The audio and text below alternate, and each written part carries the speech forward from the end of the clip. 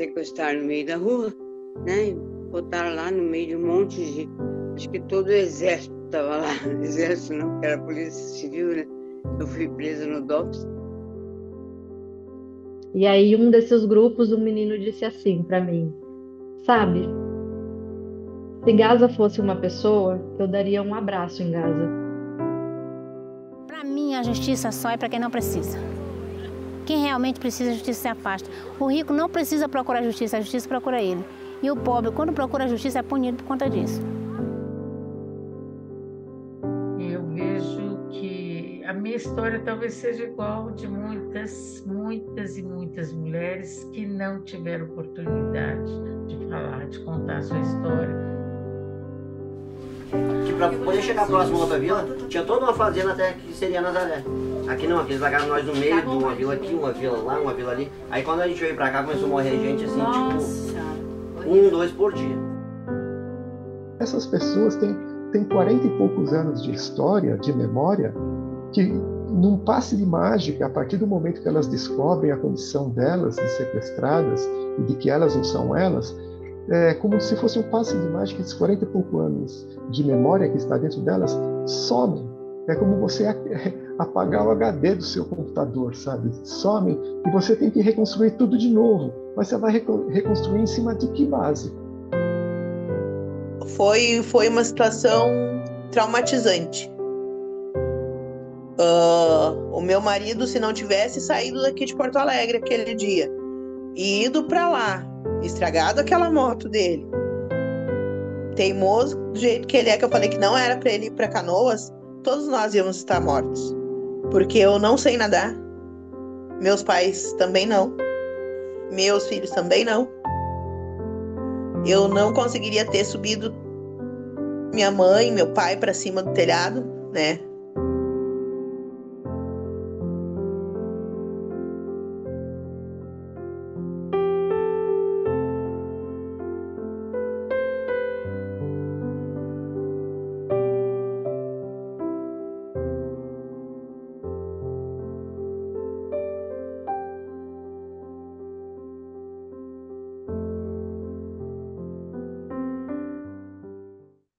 O Museu das Memórias Impossíveis promove o grupo de trabalho Trauma e Memória Interlocuções. E nesse ano de 2025, vamos nos debruçar sobre o tema das deficiências. Para trabalharmos esse tema tão complexo, pensamos ser importante formularmos algumas questões fundamentais. Nossa cultura está preparada para acolher aqueles sujeitos que não se enquadram em determinados parâmetros? Como acolhemos as deficiências na nossa sociedade? O que significa incluir alguém? Incluímos na diferença ou tentamos achatá-la, suprimi-la? Almejamos a normalização? Estamos sabendo escutar os sujeitos não somente nas suas deficiências, mas nas suas singularidades? Qual é a imagem que esses sujeitos têm de si mesmos? Como se veem e como são vistos? O que temos a aprender com as deficiências? Hoje a gente está aqui com a Ana Laura Giongo, que é psicanalista, membro da apoio do Instituto Apoa.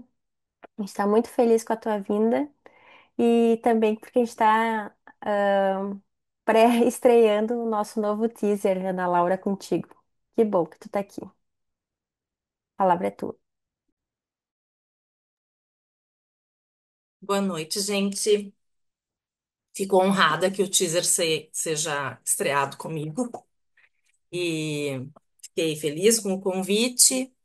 Eu venho acompanhando o trabalho do museu esse ano e a gente vem, né? Eu venho aprendendo bastante assim com os encontros que vêm acontecendo ao longo do tempo. Então, essa minha fala tem efeitos do trabalho que eu venho acompanhando com o museu, também do trabalho, só um pouquinho, também do trabalho que vem sendo feito desde 2022. Nós temos um grupo de estudos sobre autismo na POA e a gente vem, então, se ocupando, né, desse tema, e é um grupo muito potente, um grupo com muitas pessoas que também estudam, fizeram mestrado, fazem doutorado, pesquisam, então algumas das coisas que eu vim elaborando têm, né, a companhia desses colegas do grupo, a companhia de algumas circulações lá com o pessoal da educação, da Carla Vasques, encontros que houveram esse ano. Então, vou trazer um pouco algumas questões que eu venho elaborando e algumas questões da clínica, algumas experiências também que eu acho que são interessantes de poder compartilhar. A minha clínica é uma clínica que tem não somente autistas, né? É interessante porque nesse mundo que eu venho atendendo mais autistas, venho encontrando pessoas que trabalham eminentemente só com autistas, né? Eu atendo uma clínica, né, plural, assim, e entre essa clínica tenho autistas e tenho um trabalho com crianças e crianças com condições diferentes do desenvolvimento há muitos anos, né, mas mais recentemente, então, o autismo passou a ser um tema de pesquisa por coisas que foram acontecendo na clínica e foram me surpreendendo e me colocando a pensar, né? Então também vou começar daí, assim, né? Desde onde eu falo sobre o autismo. Então, quando a gente fala em autismo, é muito importante situar, né? Desde onde a gente está falando, por quê? Pensando no tempo, pensando, né, na minha formação, por exemplo, e talvez na formação, de muitos de nós, na década de 90, quando eu fiz a faculdade, né, o autismo tinha um escopo, a gente pensava o autismo, numa posição diferente do que a gente pensa hoje, né? Naquele momento se tomava muito como um quadro grave, precoce, o quadro mais grave, e que precisava de intervenção na via de ser evitado ou curado, né? Pensando assim nos autistas da Rosine Lefort, né? Esses autistas muito fechados, que não falavam, se automutilavam, viviam enclausurados, né? Então, a nossa. Penso também é importante situar que o nosso imaginário em relação ao autismo está muito marcado por essa referência de um autista totalmente isolado, né? E que tem quase, na visão, né, de quem está de fora, dos neuróticos, tem uma ideia de quase uma inviabilidade desses sujeitos. Então, penso que a literatura da psicanálise nos anos 90, assim, de onde eu vim, né, e talvez de antes disso também, é muito uma atribuição de impossibilidade para esses sujeitos, né? Que faz com que a narrativa seja, temos que tirá-los disso. E, bom, durante muito tempo se sustenta, então, a ideia de curar o autismo, deslocar o autismo para uma outra estrutura, que é uma ideia que ainda circula, mas que começa a se movimentar, né? Porque também a gente vai percebendo que o que se pensa hoje sobre autismo mudou, né? Eu não vou entrar aqui em todas as mudanças na psicopatologia da infância, né? Mas situo, por exemplo, então, como uma referência, o DSM-5 de 2013, que constrói, né, o quadro de transtorno do espectro autista, onde se incluem, a partir, né, desse diagnóstico, uma gama maior de possibilidades, né? Então, aí estão, né, desde os autistas esses da Rosine Lefort, né, até os autistas geniais, como a Temple Grandin, que é, né, pesquisadora, que dá palestras. Então, todos os níveis de suporte estão contemplados no transtorno do espectro autista. Isso faz também com que a gente comece a encontrar manifestações dos autistas. Eles tomam, né, a voz, eles se organizam em coletivos, né? Autistas inteligentes que se encontram nas redes. Penso que o advento da internet, da pandemia, produziu uma proliferação de encontros, assim. Então, tem muitos coletivos, tem uma movimentação na comunidade de autistas que é diferente do que se via, né, há muitos anos atrás e que acaba fazendo com que eles também consigam uma movimentação em termos de acesso de direitos, enfim.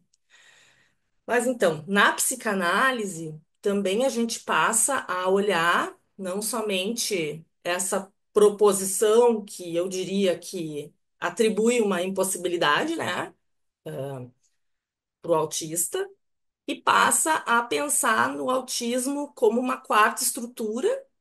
E os estudos do Jean-Claude Malleval, eu penso que são um divisor de águas no sentido de trazer, se ocupar do funcionamento psíquico do autista, né?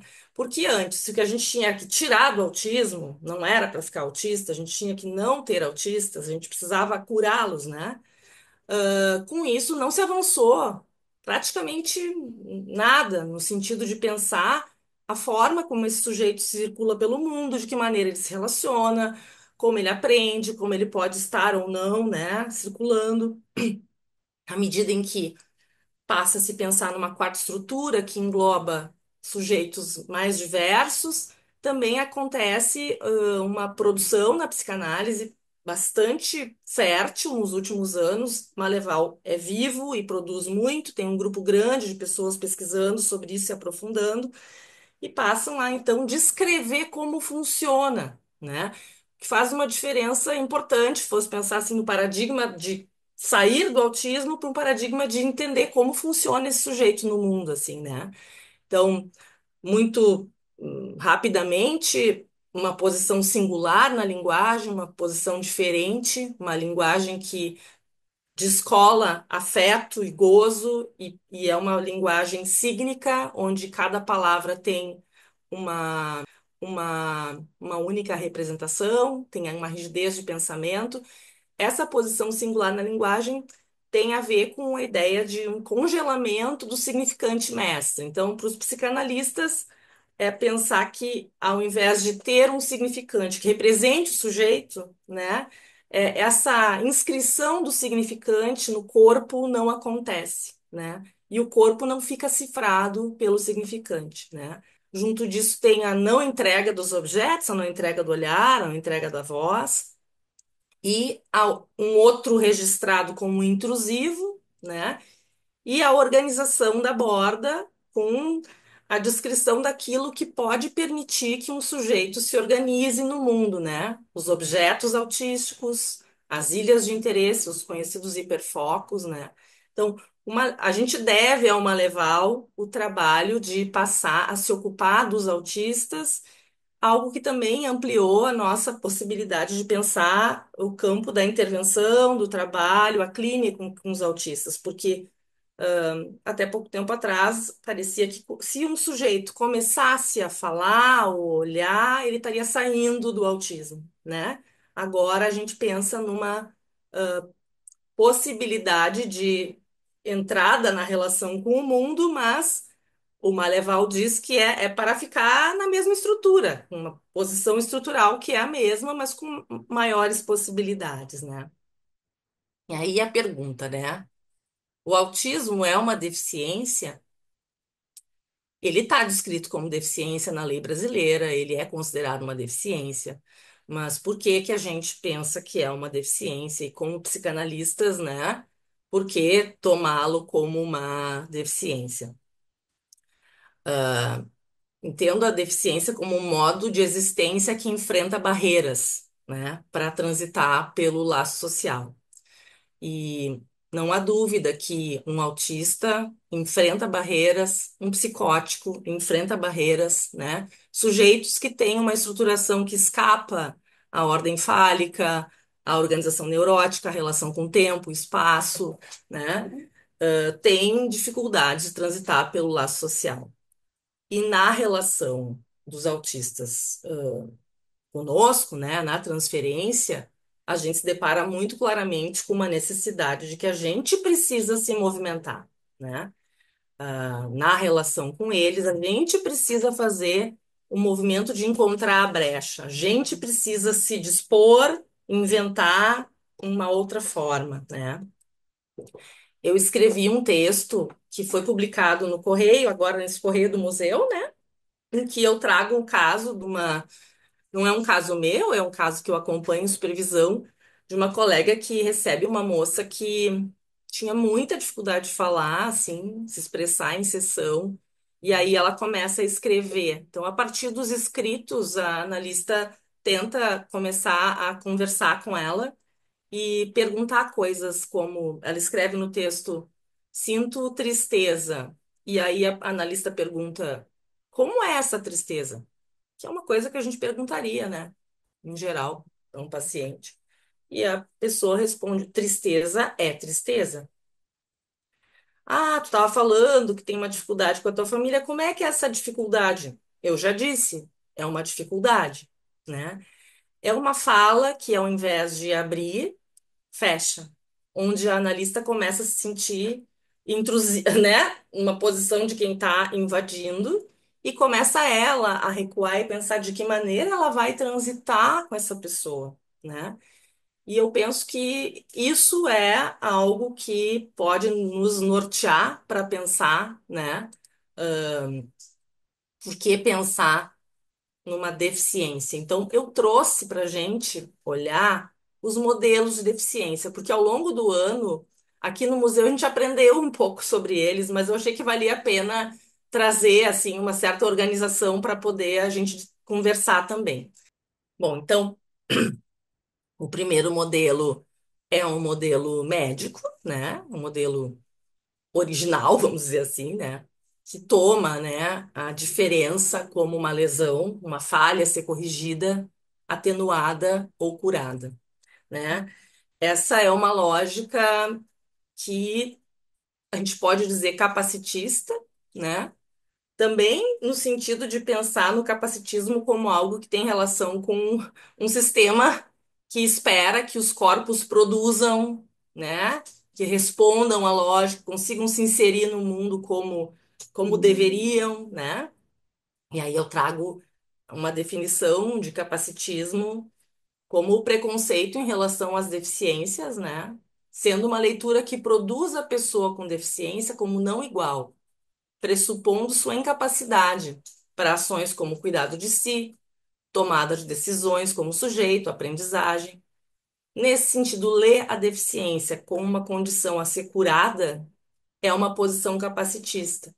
Então, a gente poderia pensar que, originalmente, a psicanálise se coloca na relação com o autismo, adicionalmente, numa posição capacitista, no sentido de pensar que é algo a ser, né, curado. A maneira como apareciam essas falas apontavam para conseguir salvar a criança, né, porque esse lugar seria impossível, quando na verdade é uma outra forma de existir, né? É uma forma de existir que a gente precisa exercitar para conseguir conceber como também possível, né? Não existe somente uma forma de existir.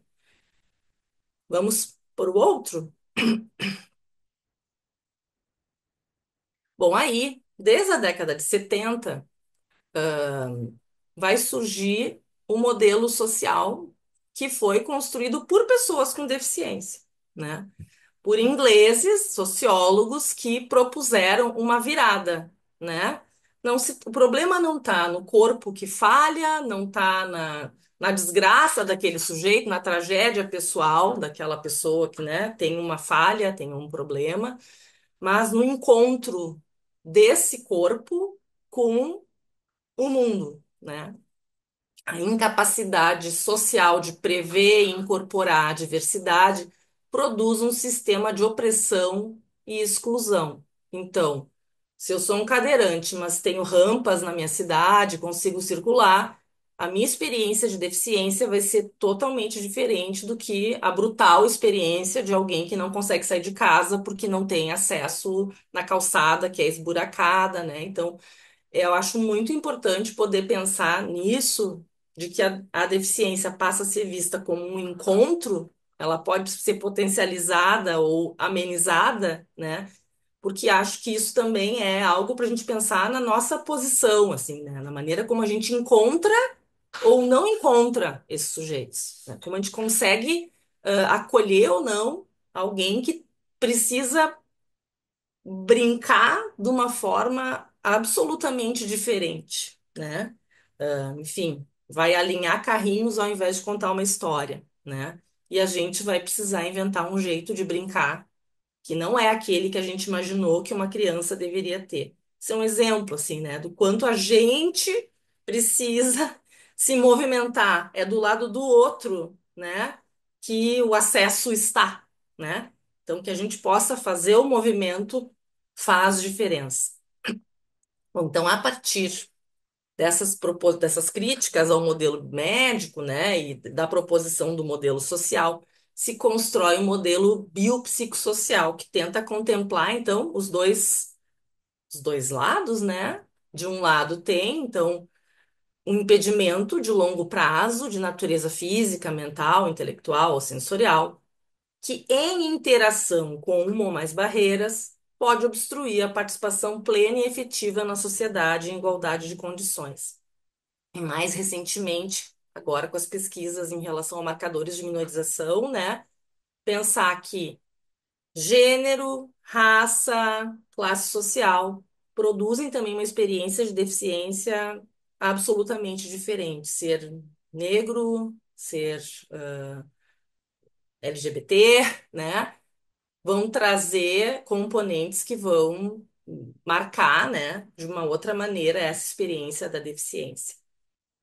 Então, para situar, se alguém ainda não sabia, né, no Brasil, o autismo é considerado uma deficiência, né, a partir de 2012, pela Lei Berenice Piana, que vai propor, então, uma política nacional de proteção aos direitos da pessoa com transtorno do espectro autista. Acho que a gente deve essa lei a essa forma de organização dos autistas e suas famílias, né, que batalham para que isso seja reconhecido como, né, para que o autismo seja reconhecido como deficiência e para isso, então, acessar uma série de direitos. Essa lei assegura muitas coisas, que as pessoas possam circular com uma carteira que permite que elas consigam ter o transporte público, elas conseguem assegurar a permanência na escola regular, né? Vamos até, eu trouxe assim, elencado que propõe a lei. Que a lei exista não significa que ela seja cumprida, né, gente? Mas está ali, né? Então, na medida em que isso existe, na medida em que a lei existe, permite que as pessoas batalhem para ter acesso ao que está previsto na lei, né? Uma das coisas é o diagnóstico precoce, o atendimento multiprofissional, incluindo terapias e medicamentos pelo SUS. Vocês podem imaginar, quem trabalha na saúde pública, que isso é algo que não acontece exatamente assim, mas a partir dessa lei, as pessoas estão recorrendo, estão pedindo, estão exigindo, né, possam ter acesso a esses recursos. Na educação, entra a questão de poder ter um acesso a todos os níveis, agora, inclusive, já tem em algumas universidades um acesso, uma entrada por cotas, né, para pessoas com deficiência e para autistas que entram como pessoas com deficiência. A pena para recusa de matrícula, né? Então a escola tem que acolher. E eu penso assim, também tem os BPCs, os auxílios, né, para algumas famílias que conseguem comprovar, né, a necessidade, tem um recurso, né, da assistência social. E essa carteirinha, que é a carteira de identificação da pessoa com transtorno de espectro autista, eu tenho visto ela fazer muitas funções interessantes assim na vida das pessoas, como tem gente que sai com ela com orgulho de poder não estar numa fila, de poder pertencer a um coletivo autista, né? Já aconteceu mais de uma vez comigo, dos pacientes, depois de terem o diagnóstico, enfim, fechado pelos médicos, porque na verdade eu acabo não dando o diagnóstico, né? O diagnóstico quem dá são os médicos, mas ter essa carteira é um motivo de orgulho e uma busca, porque às vezes ela vem depois de uma peregrinação de muitos anos para conseguir entender o que que essa pessoa tem, né? Então, eu penso que são direitos que a gente vê terem muitos efeitos sobre a condição dessas pessoas que passam muitas situações de incompreensão e de dificuldades, porque os autistas têm uma dificuldade muito importante em relação, por exemplo, às questões sensoriais. Então, estar em público precisar entrar numa fila, lidar com um ambiente cheio, e ter a carteirinha protege de alguma forma e permite que eles circulem de outra forma, né? Bom, então, ficou meio tapado, mas eu vou ler para vocês. Tomar o autismo como deficiência biopsicossocial afeta a nossa posição de analistas, né? Então, acho que em primeiro lugar, poder, né, retomar isso que eu já falo, né, desde o início, do que significa falar em cura e prevenção do autismo hoje, né? Que, bom, essa posição é uma posição que se associa à ideia de que o autismo é algo que precisa ser mudado, né? E não algo que precisa ser escutado, respeitado, contemplado, e o mundo precisa se mexer, né? Se movimentar para acolher essa diferença, né?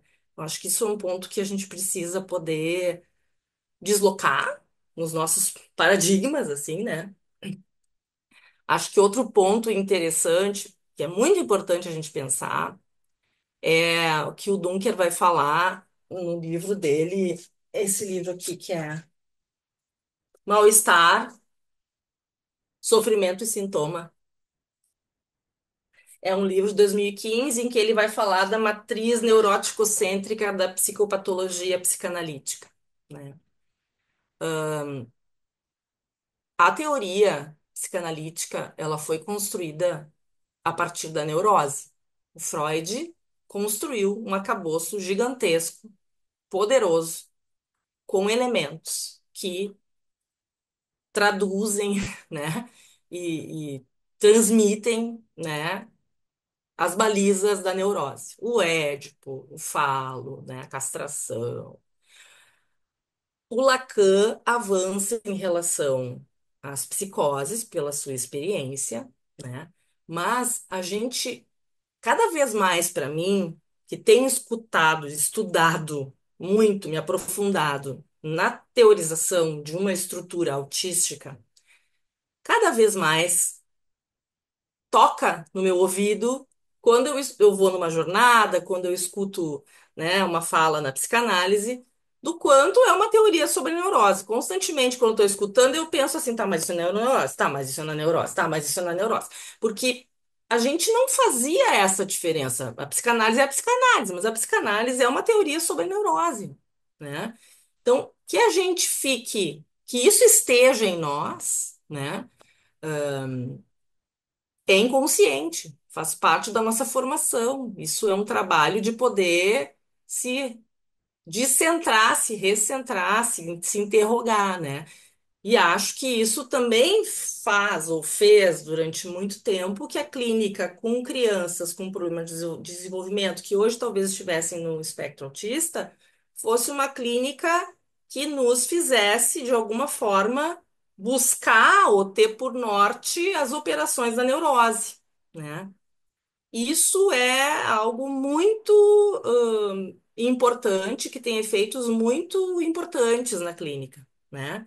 Porque se eu penso que eu preciso fazer uma intervenção no sentido de que aquela criança precise aceitar a castração, ou acolher a castração, ou lidar melhor com a castração, é um trabalho absolutamente diferente de eu lidar com uma criança que eu já sei que, se eu fizer essa intervenção, ela vai se desorganizar. E ela vai se desorganizar porque aquilo que está por trás dessa desorganização é uma estrutura absolutamente diferente. Então, pode ser injuntório, né? Se a gente não situar as diferenças que aparecem na clínica, porque é importante que a gente se dê conta que a nossa tendência é primeiramente pensar que é neurótico, como é o caso dessa colega lá que eu falo, né? Começa a intervir como se estivesse lidando com uma neurose. A gente começa a intervir como se estivesse lidando com uma neurose. E muitas vezes não é, né? Então, acho que isso é um ponto, porque não sendo, é do nosso lado o movimento, né? Não sendo uma neurose, é do nosso lado o movimento. Então, eu penso também que algo importante a trazer é que Nessas experiências, né, com autistas, a gente precisa suspender o nosso saber. Aí eu lembro muito, Carla, da fala do Benoit, né? O Benoit é um psicanalista autista que fala sobre essa experiência de que nem todos os sujeitos são supostos saber sobre falar de determinados assuntos, né? Então, é como se quando alguém se diz sou psicanalista e sou autista, já aparecesse uma violência pela própria interrogação que vai aparecer do lado dos outros, né? Como assim, ó, um autista falando, né? E ele fala, é muito impactante ouvi-lo, né? E ele fala muito do quanto a gente precisa calar a boca do nosso saber e ouvir, porque a gente precisa aprender, né, com o que tá, com a experiência que é brutalmente diversa, né? O nosso saber sobre a neurose, ele não dá conta da experiência de escutar um autista e todas as implicações e dimensões das suas questões e dificuldades, né? Então, é muito mais uma posição de aprender e reconhecer que não sabe, né? E um certo deslocamento, né, desse saber da ciência que busca trazer respostas e tapar furos, né, para uma posição que é muito mais próxima do antropólogo, eu penso assim, que é de entrar nesse mundo que eu não conheço e ver como é que eu consigo me situar, de que maneira que eu vou transitar, né?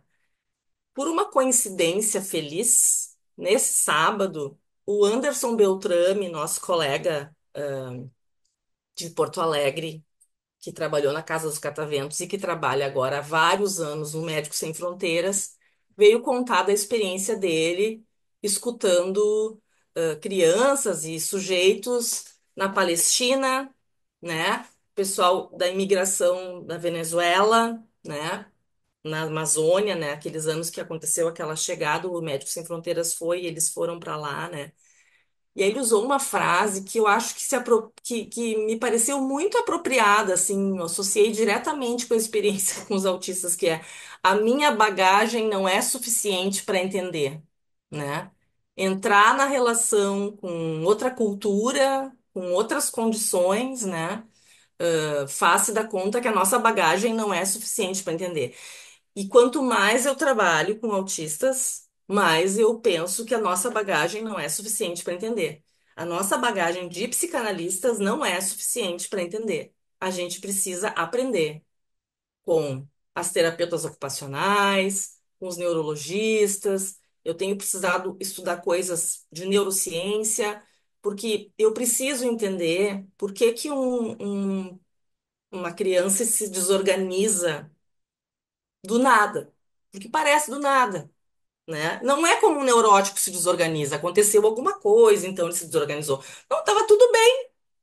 É por outro caminho que esse sujeito se desorganiza. Então, a gente está precisando aprender ainda também, né? E precisa se colocar nesse lugar de que a gente não tem bagagem suficiente, precisa se aproximar de outros saberes, né?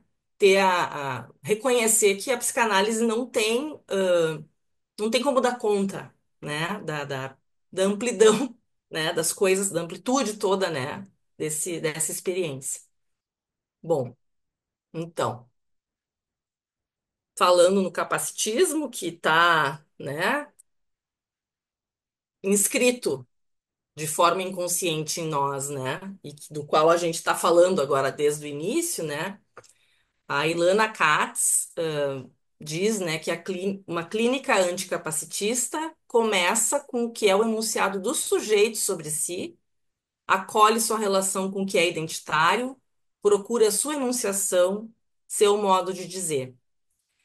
E aí lembrei de uma experiência que eu tive numa escola. Esse trabalho com os autistas, né, acaba fazendo com que muitas vezes seja preciso a gente ir a campo, muitas vezes eu estou nas escolas, né? E eu vou numa escola porque colocaram uma adolescente que eu atendo numa, bem na frente do professor. Ela é autista. Colocaram bem na frente do professor e ela me diz: eu não suporto ficar sendo olhada o tempo inteiro. Eu preciso ficar para trás. Eu preciso que tu arranje um lugar, faça com que eles me tirem desse lugar, que eu estou ficando perturbada, tenho dor de cabeça porque estão me olhando, né? E quando eu vou na escola, a escola diz: mas ela é autista, ela precisa ficar na frente. Da onde eles tiraram a ideia de que por ela ser autista, ela teria que ficar na frente? Eu não sei. É um preconceito, né? É um pressuposto de incapacidade, né? E a gente lida com isso muitas vezes, né? Nessa clínica. Então, muitas vezes a gente vai precisar, eu penso, né, que tem aí uma especificidade desse trabalho, que é transitar pelos lugares que esses sujeitos estão, sustentando os movimentos necessários para que possa acontecer, né, um acolhimento deles, né? Diferentemente na transferência, né, de uma posição de suposto saber, né, porque, bom, o neurótico chega e supõe um saber, a relação que a gente tem com os autistas é de que a gente precisa se interessar porque pelo que eles têm a dizer, pelo que lhes interessa, ou eles não vão conseguir se comunicar, né? Então, a gente usa a expressão sujeito suposto interessar-se, né? Eu diria também sujeito suposto capaz de aprender, né? Porque muitas vezes é estar na posição, ah, não sei nada disso, me ensina. Tu vai precisar me ensinar, né? Para poder entrar na relação. Então, a posição de saber nessa clínica é uma posição avessa ao que a gente precisa. A gente precisa se despir de saber, né? Eu até poderia, me ocorreu dizer agora, assim, que talvez a posição de saber seja uma posição invasiva, né? Possa ser escutada como invasiva do lado de um autista, né? E outra coisa que eu acho importante tocar, já que nós estamos falando disso, é respeitar a posição que afirma uma identidade na deficiência e trabalhar a partir disso é assumir uma posição ética que é também política. E eu acho importante compartilhar com vocês assim a experiência de alguns pacientes que se veem descredibilizados, né? Então a pessoa leva anos para conseguir entender então que ela é autista. Porque eu tenho essas experiências de sujeitos que tinham sofrimento desde a infância, mas que eram inteligentes, então eles são nível de suporte um, assim. E aí, esses dias, uma paciente estava com enxaqueca, ela entendeu que a enxaqueca dela era porque ela estava lidando com um trabalho que tinha luz em cima dela o tempo todo, assim, e barulho, e desde sair de casa é difícil, porque os sons e os, né, tudo atinge de outra forma esse corpo que não é organizado pela linguagem da mesma maneira que o nosso, né? É um fio desencapado, né? E ela chega no médico, no neurologista, que ela vai no plano dela, no neurologista, e ele diz: Não, tu não é autista. Tu tá aí bem vestida na minha frente, tu trabalha, né? Tu não é autista. Eu só viu ela uma única vez, né? E diz isso, assim, não respeita, né, a trajetória que essa pessoa teve para conseguir chegar a esse nome que hoje lhe diz respeito e lhe organiza, né? Eu penso que, de alguma forma, a gente também, como psicanalistas, aí falando para os colegas, precisa ter esse cuidado, né? Porque eu também escuto, infelizmente, que de alguns colegas uma interrogação, né, uma pergunta sobre alguns diagnósticos. Então, eu elaborei esse parágrafo que está no texto, né? Uma clínica psicanalítica capaz de estudar sujeitos minorizados, sejam eles autistas, deficientes ou representantes de outros grupos com histórico de exclusão e opressão, não deve se fechar em si mesma, não pode se fechar em si mesma. E também precisa reconhecer que o nosso inconsciente, material principal da nossa formação, é atravessado por nossa própria inscrição social e a nossa teoria. Então é disso que eu estou falando, né? A gente precisa se perguntar de que maneira a gente está se colocando diante desses sujeitos que têm o diagnóstico de autismo, né? Para que a gente não reproduza a violência que infelizmente, né, circula socialmente e circula muito também entre, né, os médicos mais antigos, assim, né? Eu acho que eu não gostaria que os psicanalistas aderissem a essa posição. Eu fico desconformada ou inconformada com a ideia de que a gente não possa ter outra posição, né? Olha aí, Carla, te citei. A Carla vai vir falar para a gente mês que vem aqui no museu, né? E eu já estou trazendo aqui coisas que ela vem falando, que ela traz a ideia do capacitismo estrutural, fazendo tantos efeitos em nós quanto o racismo, né? Quanto outros marcadores. É preciso reconhecer que o inconsciente não está à margem das normas sociais. Se constitui por meio de regimes de exclusão, inteligibilidade e hierarquias de valor. Tal qual raça e gênero, a deficiência imprime marcas psíquicas e institucionais. E sermos psicanalistas não nos blinda contra as construções sociais e as estruturas de pensamento. Aí eu lembrei do Benoit também, falando do quanto, quando a gente se coloca nessa posição de saber, né, a gente reproduz uma lógica colonialista, né? Essa de que chega no, eu tô chegando aqui, eu tô te dizendo que tu não é autista, ou eu estou chegando aqui, né? E digo que eu sei o que é melhor para você. Eu achei isso, me apaixonei pela fala do Anderson, porque eu me identifiquei muito com a ideia de que quando tu tá lidando com sujeitos vulneráveis, né, em condição de território de conflito, né, ele diz que essa clínica dele é uma clínica psicanalítica, é uma experiência entre a clínica psicanalítica e a garantia de direitos. E eu me vi muito identificada com isso, me senti representada por essa ideia de ser um espaço de que nesse momento, quando eu trabalho com vários casos, não só de autistas, mas de crianças com problemas de desenvolvimento, de a gente transita nesse lugar que não fica somente dentro do consultório, que é uma caminhada pelo mundo ao lado dessas pessoas, né? E que para isso a gente precisa conhecer e reconhecer os direitos.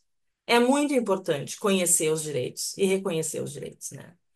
E isso acaba acontecendo tanto na relação com, por exemplo, com a escola, quando eu chego na escola e digo, e a escola diz, ah, eu acho que ele não tem condições de viajar, e eu digo, olha, ele não tem as condições de viajar dos outros estudantes, mas ele tem condições de viajar se a gente fizer algumas mudanças. Quem sabe, será que a mãe consegue ir atrás do ônibus e ficar na cidade, porque ele ia posar, né?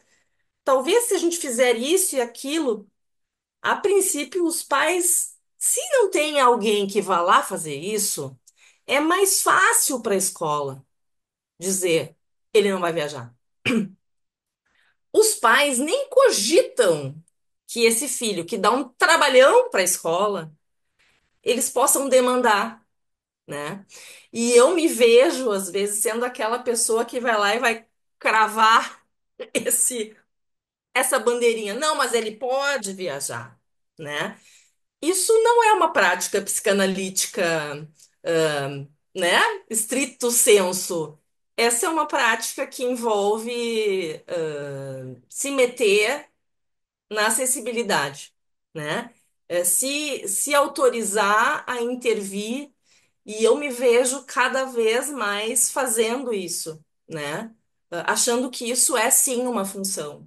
Quando eu consigo fazer isso, eu me sinto fazendo algo que é um giro para muitas coisas. Um giro para a escola, um giro para a família e um giro para esse sujeito que pode viajar. Ele se desorganiza o tempo todo, mas ele pode viajar. Ele conseguiu ir viajar, né? O efeito sobre ele de não ir viajar seria um efeito de exclusão, de que, mais uma vez, ele não consegue acessar algo que os outros conseguem. É um menino que é inteligente, ele diz isso, eu não consigo ser como os outros. Então, que ele tenha conseguido viajar, de fato isso aconteceu, é um passo que tem inúmeras reverberações, né? Na escola, na família, e tem algo também muito particular que acontece quando a gente faz essa operação sobre os direitos, né? Que é a gente quebra barreiras dentro das famílias. Porque dentro de cada pai e cada mãe precisa se quebrar barreiras. Eles vivem num mundo que não pensa que um filho possa viajar se ele faz muita confusão na escola e demanda muita atenção e tem que ter o tempo inteiro a psicóloga indo lá, né? Quando a gente consegue fazer essa intervenção, eles também passam a olhar. Eu poderia dizer assim que quando a gente trabalha com o acesso a direitos, né? Quando a gente demarca os direitos, a gente também faz os pais olharem de outra forma para os filhos. A gente faz os pais poderem acolher a diferença também. É uma operação que a gente nem se dá conta, eu acho, mas que eu tenho percebido que ela é fundamental, assim. Então, não dá para ficar. Eu diria que quando a gente pensa, então, para tentar encaminhar para a gente poder conversar, né? Quando a gente pensa no trabalho com autistas e concebendo que eles são deficientes, tomando a deficiência deles como uma deficiência psicossocial, porque é uma deficiência na relação com o outro, que vai demandar do mundo uma série de mudanças e adaptações, né? A gente vai operando em várias dimensões, sem que a gente tenha necessariamente a intenção, porque quando a gente faz isso, a gente não tem eu não tinha a intenção de que isso fosse um efeito, mas eu me dou conta que faz um efeito para os pais quando eu digo, ele não consegue ficar na fila da cantina, ele se desorganiza muito. E eu digo, mas por que que ele ficaria na fila da cantina se ele é autista? Ele não precisa ficar na fila da cantina. Porque ele precisa aprender com a fila. Acontece que o preço para ele aprender com a fila nesse momento, é ele se desorganizar muito, né? Então, vocês precisam poder acolher que ele precisa dessa adaptação. E isso é um trabalho miúdo a fazer, assim, porque é quebrar preconceitos dentro da própria relação dos pais com os filhos, né? Então, na verdade, a gente acaba, eu me senti muito representada por essa ideia de que é uma clínica que fica no entre, a clínica psicanalítica e a garantia de direitos, com adultos também, né? Então, essa pessoa que eu descrevi que tinha enxaqueca é uma pessoa que eu penso que se ela não tivesse o diagnóstico de autismo, e ela teve esse diagnóstico na adolescência, assim, eu estava com ela quando ela teve o diagnóstico, ela que começou a se perguntar, né? Eu não sei se ela teria concluído a faculdade, porque com esse diagnóstico ela pôde ter uma série de adaptações, né? Ela conseguiu entender o que ela tinha, ela conseguiu se apropriar das dificuldades dela, né? E agora, quando ela vem e diz, não estou conseguindo trabalhar, eu acho que eu vou pedir exoneração, vou pedir para ser demitida. Eu digo, não, só um pouquinho. Antes de tu fazer isso, a gente tem um monte de coisa para fazer. Então, eu vou te ajudar a falar com teu chefe, a gente vai escrever uma carta, né? É um pouco esse trabalho que não fica reduzido à escuta do sujeito, do inconsciente, e vai bota o pé na rua, do lado desse sujeito. Acho que agora a gente podia conversar, senão eu não vou conseguir trocar com vocês. Muito obrigada, Ana Laura. Foi maravilhoso. Olha quanta gente querida que eu tô vendo aqui. Crispim disse eu. Vai lá, Crispim. Bom, Ana Laura, em primeiro Oi. lugar, maravilha o que você fala. Eu, eu fiquei pensando, juntei um monte de pontas aqui, eu vou tentar formular minha pergunta. a primeira coisa que eu me lembrei do teu trabalho, quando você fala em antropólogo, eu lembrei de Bronislaw Malinowski, que é considerado o pai da antropologia, e que escreveu um trabalho sobre as mulheres nas Ilhas Trobriand. Não sei se você conhece esse trabalho. Então, vou explicar rapidamente o que que ele constatou. Existe um determinado dia em que as mulheres, em homenagem a uma deusa, podem transar quantas vezes elas quiserem, com quantos homens elas quiserem, e que elas não se engravidam por conta dessa divindade que as protege, da gravidez, portanto. E ele é um cara muito inteligente, ele falou, opa, vou ver esse negócio, vou lá ver como é que é isso. E ele chega absolutamente sem crença alguma e vai constatar e constata o que acontece, e conversa com pessoas, etc. E ele, muito perspicaz, ele fala, opa, eu vou no cartório saber contar 9 meses do dia dedicado à deusa, quantas pessoas nascem. E percebe que o número de nascimentos é muito baixo. Ele fala, opa, então eu vou começar a estudar a função da fé na concepção. E é esse o trabalho dele. Por que que eu lembrei disso? Porque, assim, quando você começa a falar de uma certa etnografia, que o psicanalista deveria ser um etnógrafo, para chegar num território absolutamente desconhecido, eu também acredito nisso.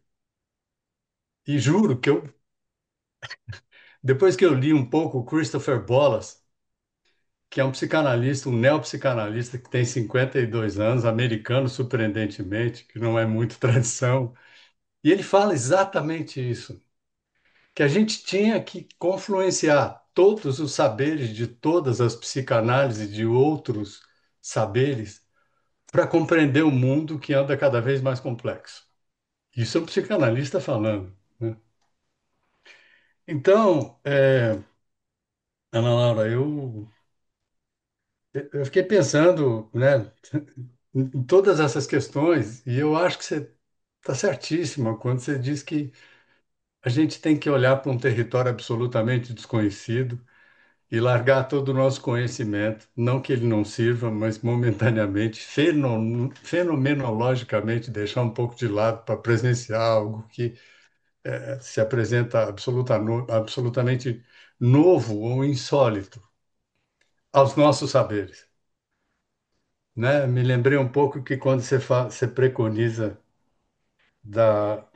quando você diz do modelo social, uma das coisas que o modelo social também preconiza é que são as pessoas com deficiência que devem lutar pelos seus direitos e não as outras pessoas.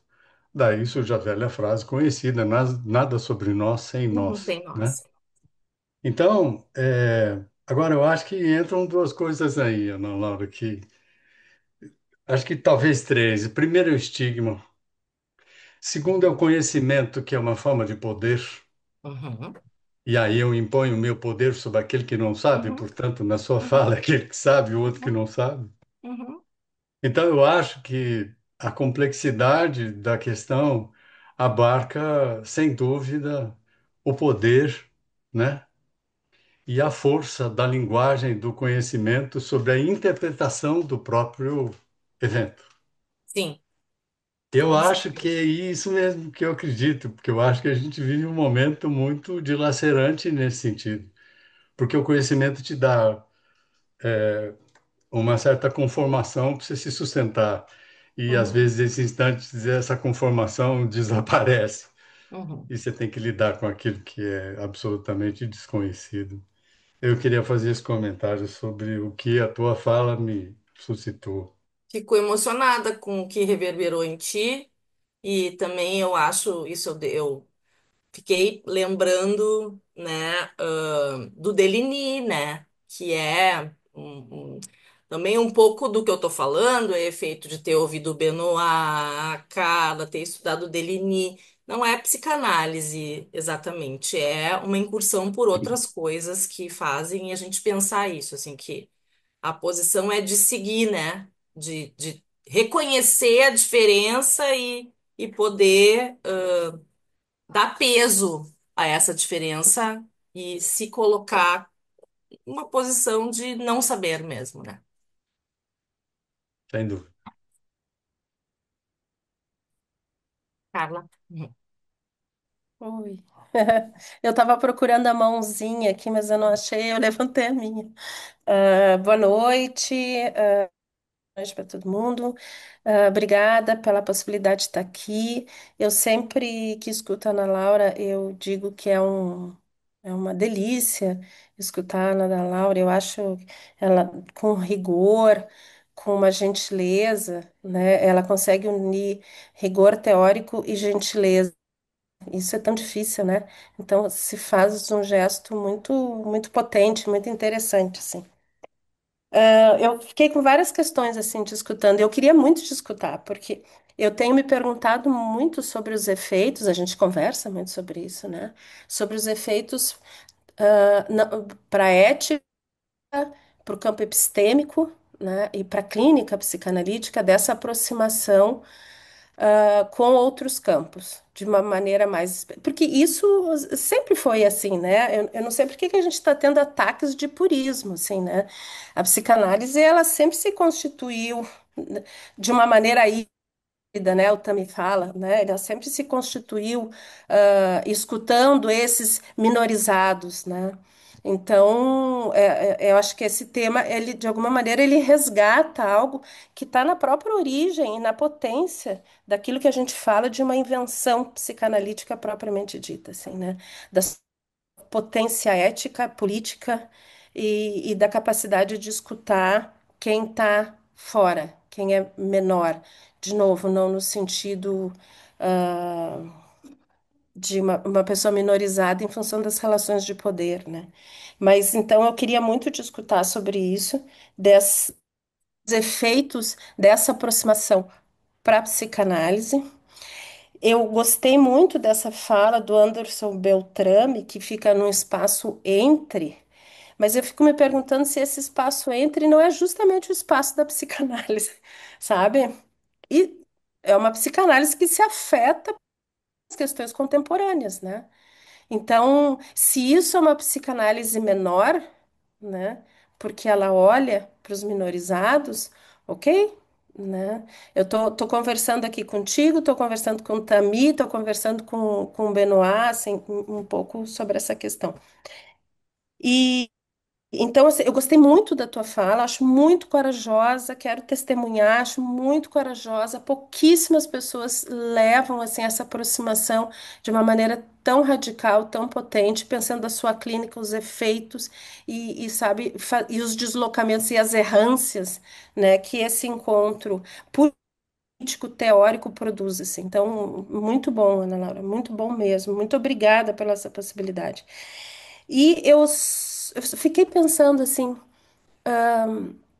que talvez a gente ainda tenha que fazer um exercício a partir dessa aproximação dos campos, porque quando tu vai falar das barreiras, né, que a gente, que essas pessoas encontram e na situação analítica que elas encontram também, que fique claro que nós somos a barreira, né? Nós ocupamos o lugar de barreira. Vamos tirar um pouco do autismo, vamos pensar numa pessoa surda, né? Se a pessoa surda, se ela não tem condições, se eu não tenho condições na clínica de ofertar formas de comunicação, se eu não sei Libras, enfim, se eu não consigo fazer o encontro analítico acontecer, eu sou a barreira, né? Então, eu acho que a tua fala me ajuda a pensar e pensar na radicalidade desse encontro, né? Eu só tenho a agradecer e dizer assim, vamos continuar pensando e produzindo e muito bom esse espaço assim a Maíra e quem mais está organizando. Eu fico muito feliz assim que a POA tenha chamado esse tema, porque ele é um tema menor, né, também, né? Então acho que isso também é uma posição política da POA que eu acho que é importante. É isso. Obrigada. Nem sei o que te dizer, né? Porque eu aprendo muito contigo e por essas andanças que eu tenho feito também pela educação, tô vendo ali o André, a Letícia, né? A gente tem se encontrado eu tenho aprendido muito circulando para fora, né, da psicanálise. Mas assim, eu acho que requer uma certa ousadia eu afirmar que o meu lugar também é dentro da escola, que eu mudo toda a minha agenda quando eu vejo que tem uma coisa acontecendo. Eu pego, mudo toda a minha agenda, e aí os pacientes já entenderam isso. Eles já entenderam que eu tenho que ir lá, pom, pom, pom, pom, me meto nas reuniões, porque eu penso que eu tenho me imbuído desse lugar, que é um lugar de quem anuncia os direitos, reconhece os direitos e trabalha com os direitos dentro da sessão e fora da sessão, em torno do caso, né? Que é uma coisa que eu não sei se, talvez até gostaria de ouvir vocês, assim, né? Se tem outras experiências com outras minorias, talvez sim, o pessoal, né, do Médicos Sem Fronteiras, acho que é isso, ele está lá assegurando os direitos, ele diz isso, né, é um trabalho para assegurar os direitos, né, mas eu acho que quem trabalha com crianças e com inclusão precisa trabalhar dessa forma, acaba sendo quem carrega a lei debaixo do braço, né, eu lembrei da Elaine Millman dizendo isso, nós vamos lá com a lei debaixo do braço, né, porque é um lugar político também, né? É um lugar de intervenção no social, no mundo, Eu né? lembro, eu lembro do Benoit dizendo assim, né? O Benoit, quem tiver a possibilidade de conversar com ele ou escutá-lo, assim, é uma pessoa muito interessante e um analista e um pesquisador muito rigoroso que claudica nas línguas, né? Ele fala Uhum, várias e ele diz eu claudico em todas. E ele pergunta assim: tu não sabe? Tá tudo bem, não é isso. Se tu não sabe o que fazer, tá tudo bem. Tu és um aliado? Tu és uma aliada? Tu tá uhum, junto? Então tá. Então a gente tem algo a fazer a partir daqui, né? E essa é uma pergunta muito rigorosa, né? Muito rigorosa no sentido de muito ética, né? Quando os pacientes nos perguntam, mas tu tá junto comigo? Não. Posso contar contigo, posso né? contar contigo. Uhum. Uhum. Vou precisar reduzir minha carga horária, disse uma mãe essa semana. Eu concluí que eu não vou ter jeito se não reduzir minha carga horária. Posso contar contigo? Com certeza, né? Pode, é isso, né? E talvez, né, isso é também interessante pensar, porque os psicanalistas, eles muitas vezes se interrogam se essa é uma posição interessante ou não de se ocupar num caso. E acho que a gente não poderia sempre estar, né, levantando bandeiras em todos os casos, mas eu penso que nas deficiências, talvez a gente possa fazer essa, não sei, essa emenda, assim, né? É de outra coisa que se trata, é de outra, né, é uma outra experiência. Mas, Não dá Ana para ficar só se Laura, perguntando. Oi? Uhum. desculpa, Fala, continua. fala. Uhum.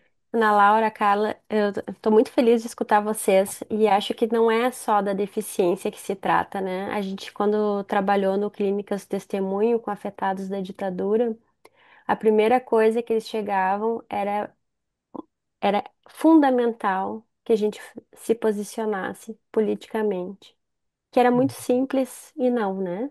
É o Uhum. simples não simples, que é não, vocês não poderiam ter sido torturados, estuprados, sequestrados por agentes de Estado. Não pode. Uhum. Uhum.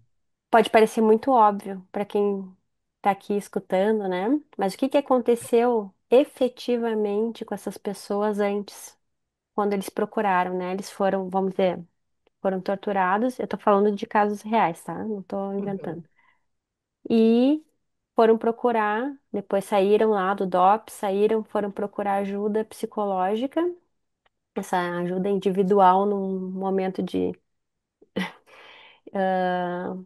uma crise de estado, né, de violência de estado, que a gente pode pensar, né, dá conta? Pelo que eu vi, não dá, mas enfim, chegavam pro psicólogo e o psicólogo dizia, ah, tu foi torturado, mas tinha uma ditadura, então quem tá na chuva é para se molhar. Essas pessoas ficavam mais 20 anos sem falar. Sim. Então, quando chegou clínicas testemunhas, a gente tinha que dizer, não, tu não podia ter sido torturado. Não pode. É que fala quase como uma criança, né? Não, não pode torturar o amiguinho, não pode bater, né? É uma coisa absurda, né? Tô falando, tô sendo absolutamente irônica, mas é um absurdo ter que chegar nesse ponto. Então, se posicionar é fundamental, porque aí tu começa a conversa, né? Se tu não te posiciona, não tem conversa. Uhum. E eu acho que esse é um ponto que vocês estão falando também, que tu caminha junto. E essa dicotomia entre psicanalista e cidadão, para mim, eu não consigo entender isso. Como é que tu vai dicotomizar uma coisa dessa? Mas já falei demais, eu sou só suporte aqui. Vamos lá, gente, a conversa. Mas suportes são Oi, gente. importantes, Maria. Ui. Não, suportes são bem importantes. Oi, gente. Vou entrar na roda, então. Ana Laura, obrigada pela fala, é muito bom te ouvir. E fiquei pensando, ouvindo vocês, essa diferença entre ficar em silêncio e ficar omisso, né? Essa diferença. Né? Eu acho que tu traz isso que enfim, é muito importante. E eu me lembrei um pouco, ouvindo vocês, dessa história de menor, né? O escritor Marcelino Freire disse que é para repetir a palavra menor várias vezes e ficar falando menor, menor, menor, menor, menor. E fica enorme, né? Então, de poder retomar, eu acho, essa ideia do menor, o que que é, né? É a escuta, é o que não está sendo escutado, é quem não está sendo ouvido, enfim. Mas obrigada pela fala, viu? Ana Reis. Uhum. Olá. Bom, Oi, eu acho que Ana. eu acho que sou a única que não sou psicanalista aqui, ó, da área, nem psicóloga da área da saúde, mas o que eu queria comentar é essa questão da inclusão é algo que anda me incomodando bastante, né? Já vem há um bom tempo, eu acho que eu tenho 64 anos e tô num ismo, né, do etarismo, que a gente sabe que é primeiro é o racismo, o sexismo e depois o etarismo, né? E, e a Ana Laura sabe que eu participei da criação de um talher, que é o Talher for All, né, com pessoas com doença de Parkinson. E esse talher surgiu, na verdade, ele era outro, não era o talher para acontecer, era a partir de algo que estava me incomodando, que era ver que quando tu está chegando aos 60, isso começou lá em 2018, todas as dificuldades que tu começa de movimentação, de abrir coisas, de te movimentar, né? Vai ficando mais lerdo, as pessoas vão ficando irritadas contigo. E a gente ia criar um outro produto e, graças a Deus, fomos pegar a avaliação de uma fisioterapeuta que nos provocou. Gente, não existe algo bacana nem decente para pessoas com doença de Parkinson. Então, no momento em que tu começa a trabalhar com um paciente assim, olha, eu não posso comparar com o autismo, não é nem por esse viés, tá? Mas é o viés da questão da escuta e da inclusão, né? Da necessidade e dessa questão em que, como nós, que não sofremos de tudo isso, temos que entender que a gente pode incluir, estar junto, porque o que faz bem para eles vai fazer bem para nós, né? Não há uma divisão nisso aí, né? É lá e é cá, não, é todo mundo nessa mesma coisa. E eu acho que a gente vem, e acho que a Tramontina entendeu esse processo, tanto é que no início o talher era assistivo, e depois de um ano a gente, todo mês falando, eu e a fisioterapeuta, não é assistivo, ele é inclusivo. Por quê? Não são só pessoas com doença de Parkinson, são pessoas com tremor essencial que estão usando, tem algumas crianças com autismo que estão conseguindo usar o talher, aí claro, depende muito do nível de suporte, de toda a relação que a família tem, e outras questões, pessoas com outros problemas que estão conseguindo ver porque pessoas da saúde, ou principalmente os terapeutas ocupacionais, eles são pessoas fundamentais nas questões, percebem o que ele transforma, o que ele faz acontecer. Então, eu acho muito louvável isso, acho bárbaro, acho que a gente tem que bater pé mesmo e lutar pela questão da inclusão e pegar isso aí e trabalhar no que for, né? Não, não importa exatamente no que tu está trabalhando, mas trazer isso para a linguagem de todos e o discurso de todos. Achei tão legal ouvir a palavra inclusão de ti nesse contexto, me fez associar com o que a gente fala também sobre a escola, né? Que quando a gente inclui uma criança, né, deficiente, autista, enfim, na sala, isso não é para essa criança somente. A inclusão não é para essa criança que está sendo incluída, ela é para um mundo, né? Para todo mundo que está naquela escola, desde o porteiro, né? Os colegas.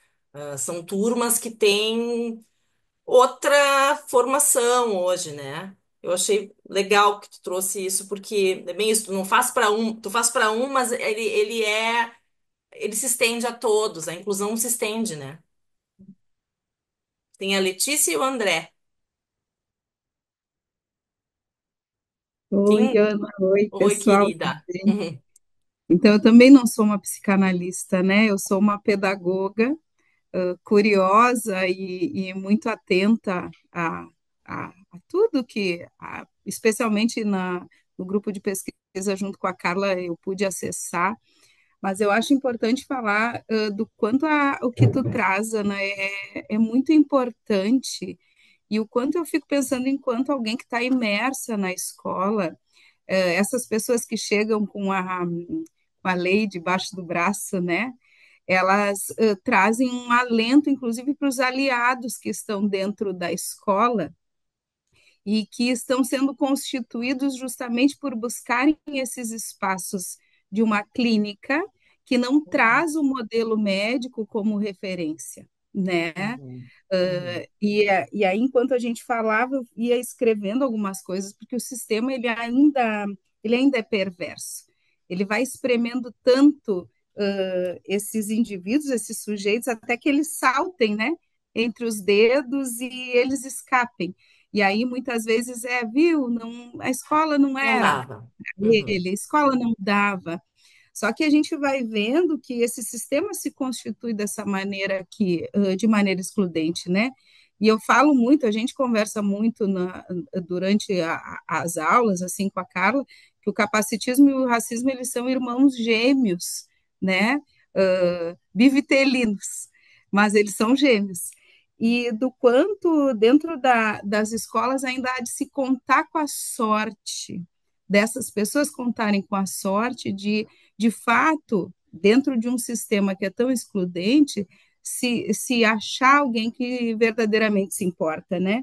E a constituição dos aliados eu vejo muito nessa ruptura que a gente acaba tendo com um pensamento exclusivo, tanto da clínica em relação a quem escuta, quanto da escola em relação a quem acompanha. E é esse encontro que eu acredito que seja capaz de favorecer essa permanência, né? Porque quando a gente fala de lei, eu tenho falado disso na escola, a gente fala de leis que garantiram acesso, mas mantém a exclusão e não garantem de maneira alguma a permanência, né?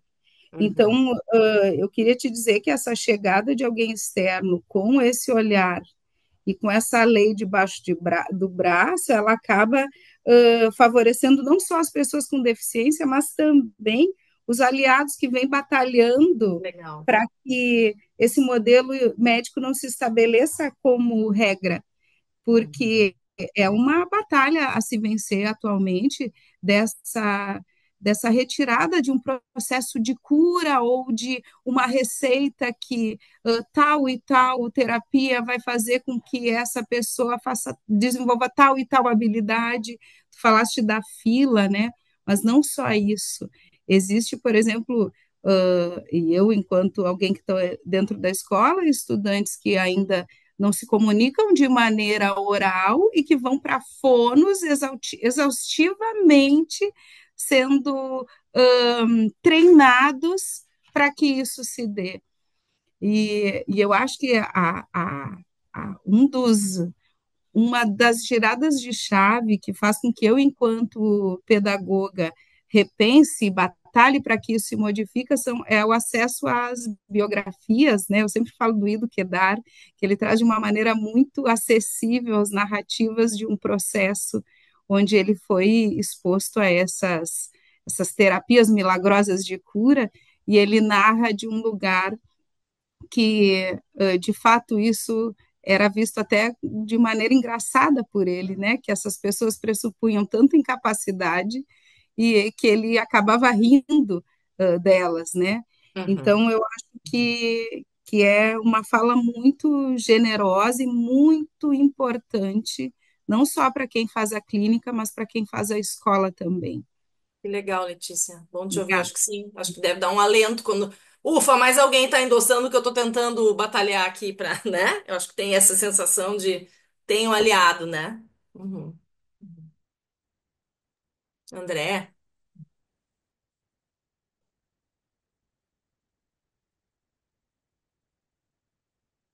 não tem som. Tem Tá que mudo, André. tirar o teu. Agora Pronto. sim? Isso. Sim. Ai, tá, obrigado. Entrei sem som, estava um pouco atrapalhado aqui. Ana, muito bom mesmo te ouvir. Acho que a Letícia adiantou um pouco do que eu queria falar, assim, que eu ia falar desse ponto de vista da escola também. Sou professor, né, assim, alguns anos trabalhando em sala de aula, alguns anos como orientador educacional também, assim como a Letícia, alguns anos no AEE, no atendimento educacional especializado. E hoje na universidade ajudando a formar professores, assim, né? E aí a minha área de conversa é sempre essa. Embora, assim, sobre a inclusão, assim, né? E estudo das pessoas com deficiência e tal. E a minha ferramenta, assim, de formação, muito graças a Carla também, sempre foi, assim, a psicanálise, pelo menos enquanto ética, enquanto uma resposta interessante a isso que a modernidade criou, né? De nós e eles, os normais e os anormais, etc. E que hoje, né, também assim por avanços pequenos que a gente consegue fazer no campo intelectual, assim, né, a gente percebe que o nome disso é colonialismo, né? E o Henrique do Céu nos ensinou que a função toda disso era fazer a dominação dos povos não brancos, né? E aí se criou, e isso talvez eu acho que a gente bate pouco nas formações ainda, né? Quando a Letícia diz, eu acho tão interessante, ela já tinha me dito isso uma vez, que o racismo e o capacitismo são irmãos, é para a gente lembrar que a teoria eurocentrada, branca, ela criou essas duas categorias, né, para separar quem deveria ficar no centro, né, quem tinha o corpo assim assado. Né, tanto é que lá no terceiro Reich, as pessoas com deficiência foram logo para a câmara de gás, ainda antes de todo mundo, né? Então, é muito, assim, não é pouca coisa, né? Mexer nisso, assim, é importante a gente não nunca desconectar uma coisa da outra, assim, né? Porque elas não estão desconectadas. Agora, eu fico pensando, assim, um comentário outro que eu queria fazer, que é uma coisa que é uma pergunta, assim, eu vou ter que virar pesquisa, né, uma hora, mas essa questão do diagnóstico, né, que tu falava, essa história que tu contou da tua paciente, né, que tu escutava e ela teve um encontro infeliz com alguém da medicina, e aí, não, você não é, né, e eu fico pensando, bom, mas esse é o lugar, né, da medicina, dizer quem é e quem não é, né? Esse é o poder. E aí a gente constituiu uma clínica psicanalítica, ela tem esse outro lugar, assim, o paciente de alguma forma participa do diagnóstico, né?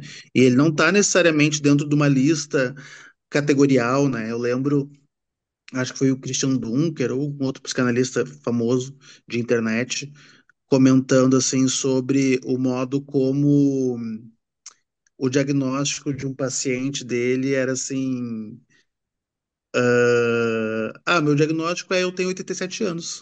É isso que está acontecendo, né? Eu tô trabalhando. Esse é o diagnóstico, né? E isso foi tomado por ele assim como um marcador, né? Acho que é o Então Christian mesmo assim, que fala nesse livro. acho que foi ele, né, que falou Uhum. no livro. Uhum. Ele aquele livro que tu citou mesmo da outra É, vez, quando esse ele fala mesmo. do Isso. neurótico É. centrismo e É. tal. É verdade. Uhum. Foi daí que, Uhum. olha a reminiscência, foi daí que veio, porque eu te É. ouvi. Uhum. Eu lembrei desse livro. A gente tinha ouvido falar dele antes. Então,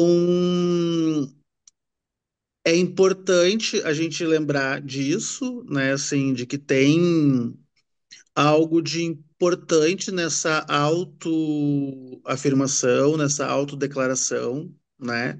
E aí, de novo, o racismo e o capacitismo estão juntos aí, né? Essa autodeclaração é importante e nos remete àquilo que a Judith Butler, né, fala sobre as identidades, o queer e tal. E aí eu lembrei disso. Aí, só que aí vem uma coisa assim, que isso que é pesquisa assim, que na escola a gente tem um caminho meio do meio assim, né, entre a potência assim, né, tem que estimular a potência do sujeito, mas a função de corte ela é meio que inescapável assim. Eu não vejo muito como, né, sair dela.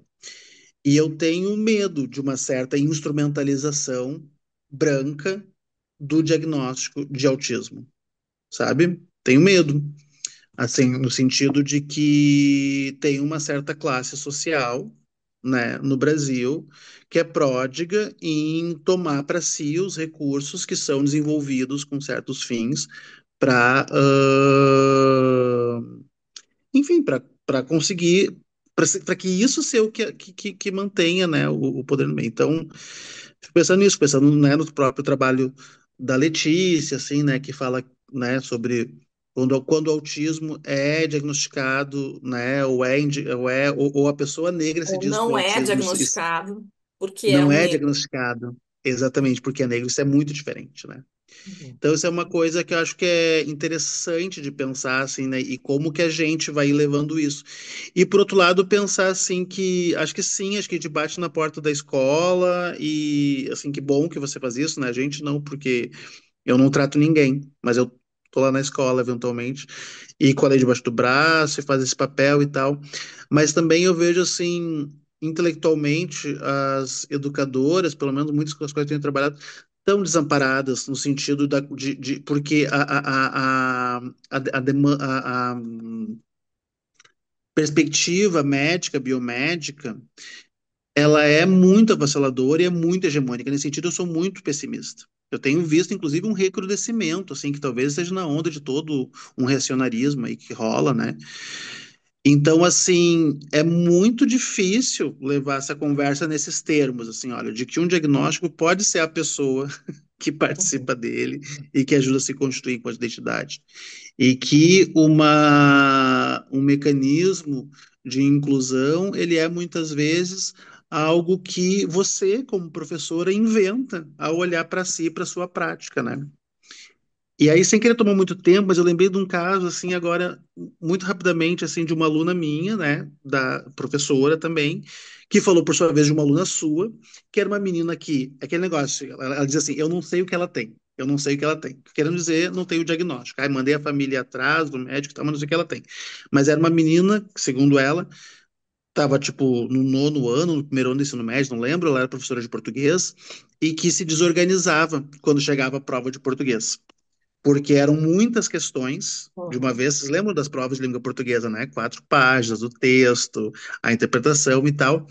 E essa menina tinha uma dificuldade ali com foco, com, sei lá, com permanecer no mesmo material por muito tempo. E a professora dela, então minha aluna, disse assim: eu inventei uma coisa, professora. E ela veio muito insegura me dizer. Eu comecei a recortar as questões e entregar uma por uma para ela. E aí ela conseguia parar e fazer, porque essa desorganização, assim, né, causava na turma inteira. Ela disse, eu posso fazer isso, eu estou sendo inclusiva.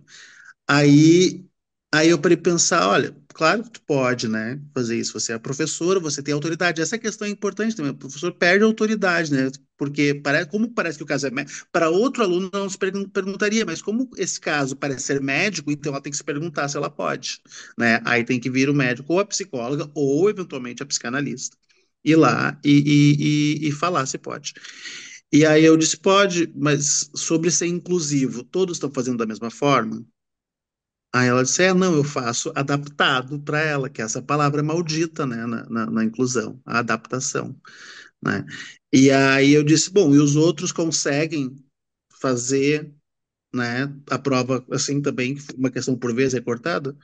Ah, eu acho que sim, eu acho que sim também. E aí, então, ela passou a fazer a prova do mesmo jeito, a avaliação, né, para todos, recortando com esse grande instrumento de inclusão que é uma tesoura.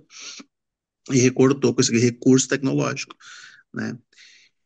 Aí tu tá Então, fazendo uma pequena revolução, né? Porque é isso, tá transformando a é natação num desenho universal, né? Tu tá fazendo uma. isso, É. isso, isso. E aí, isso que eu quero dizer, assim, eu acho que esse cuidado com as educadoras também de evocar, porque é dela, ela que inventou isso, né? E elas inventam diariamente recursos pedagógicos.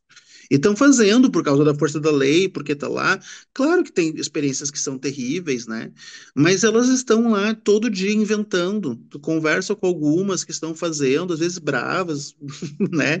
Mal, achando que aquilo não deveria estar ali, mas fazendo, inventando o recurso pedagógico, né? Tu tá trazendo um E isso, ponto muito importante, que é esse momento, né, que se está vivendo na educação de uma tensão, né? De que o saber médico tá, né, isso, tomando conta e tá oprimindo, né, né? a construção da escola, né, que é uma coisa muito complexa,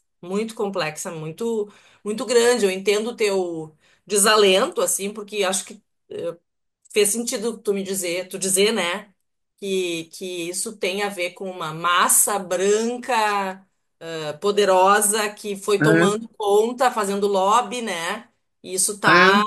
né, tomando uma proporção que tem deixado, sim, os professores num lugar muito complicado, né, para operar, Eu assim. acho, eu acho, eu acho que tem uma sensação um pouco geral de que a escola está em risco, entende? Uhum, E eu não consigo deixar de associar esse risco em que a escola, ou o modelo de escola que a gente conhece está, à ampliação desse acesso.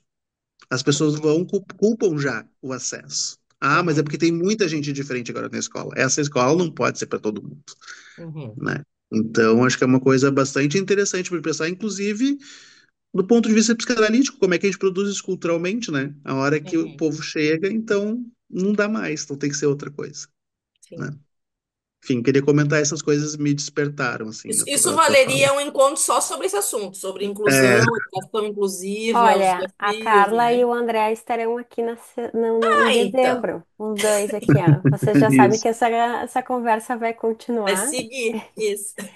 Queria botar só, antes de terminar, só mais um elemento para vocês como uma pergunta, que é quando os diagnósticos de autismo tamponam violência doméstica e abuso.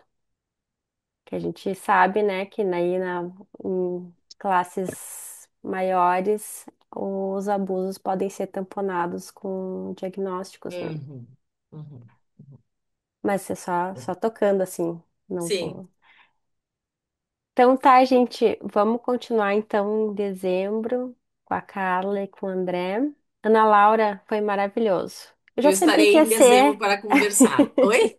Já sabia que ia ser. Não, Que não bom. estou surpresa. Tá, esse ano foi maravilhoso, né, gente? E o Foi. Crispim que tá aqui foi o nosso muso inspirador que trouxe esse tema para o museu. Então eu também te agradeço de novo, Crispim, por ter trazido esse tema para nós. E a gente segue, pessoal. Obrigada.